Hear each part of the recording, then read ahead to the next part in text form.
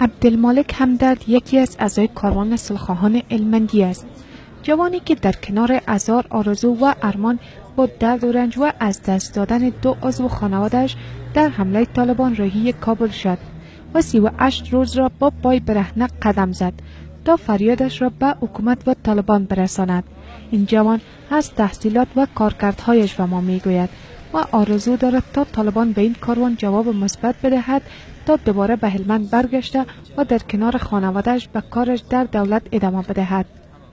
داسې وخت راغی چې کله به د خیمې پروګرامونه له خنډونو سره مخ وو، کله به دا پروګرام ته خلک نه پرېښودل کېدل، کله به تهدیدونه وه، کله به اوازې جوړېدلې چې دلته پټاو کېږي، کله به اوازې جوړېدلې چې دا پروژه ده، دا بل دی، دا بل دی.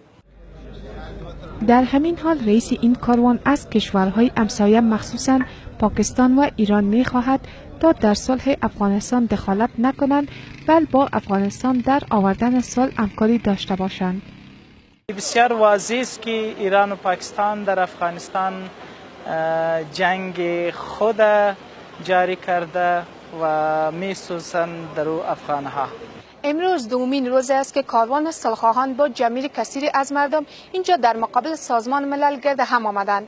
این کاروان میخوان فریاد صلح‌آمیزشان را به گوش طالبان برسانند. این کاروان میگویند اگر طالبان برای آنها جواب رد بدهد، این کاروان در مقابل سفارتخانه ها و نهادهای خارجی اعتراضاتشان را ادامه خواهند داد. یلدا درویشی، آریانا نیوز، کابل.